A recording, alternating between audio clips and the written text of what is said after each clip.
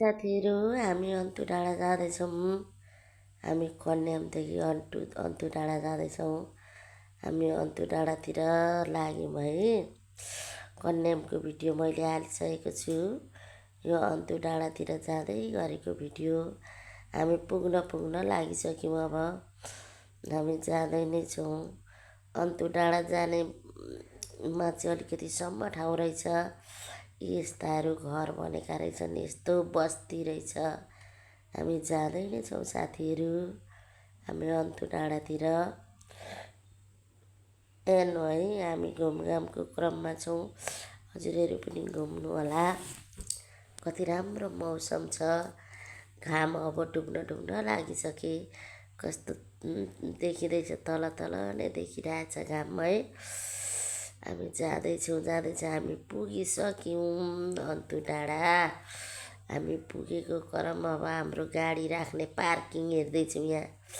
अन्तु डाँडा पुगिसक्यौँ, हाम्रो गाडी राख्ने पार्किङ हेर्दैछौँ। यहाँ पार्किङमा अब हाम्रो गाडी राख्नेछौँ। त्यस पछाडि हामी घुम्नेछौँ। यो ठाउँको दृश्य कस्तो रहेछ अन्तु डाँडा है। हामी फर्स्टचोटि आएको अनि त्यस पछाडि हामी घुम्नेछौँ। यस्तो यस्तो रहेछ। हामी पोखरीको छेउमा हाम्रो बस्ने रुम लिएका छौँ अनि हामी यसरी घुम्दैछौँ। अब घुम्ने क्रममा हामी घुम्छौँ।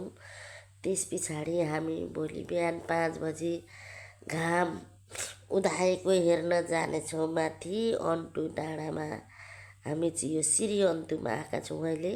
अन्तु डाँडामा जानेछौँ। यसलाई अन्तु डाँडा पनि भन्छ, श्री अन्तु पनि भन्छ। हामी अझै माथि डाँडामा जानेछौँ घाम झुल्केको हेर्न। साथीहरू भोइस अलिक कस्तो भइरहेछ है, मलाई रुगा मर्की लागिरहेछ, हल्का ज्वरो पनि आइरहेछ। त्यही कारणले गर्दा भोइस बिग्रेको छ, माइन्ड नगर्नु होला। यस्तो राम्रो ठाउँ छ हेर्नु त। हामी पोखरीको छेउमा हामीले रुम लिएका छौँ। यस्तो रहेछ। अब हामी यहाँ घुम्छौँ, बस्छौँ, खान्छौँ। त्यस पछाडि गरेर भोलि बिहानै हामी उठेर घाम झुल्केको हेर्न जान्छौँ। अब घाम झुल्केको हेरेर फर्केको भिडियोहरू पनि मैले अवश्य हाल्नेछु। घाम झुल्केको ठाउँको पनि हाल्नेछु।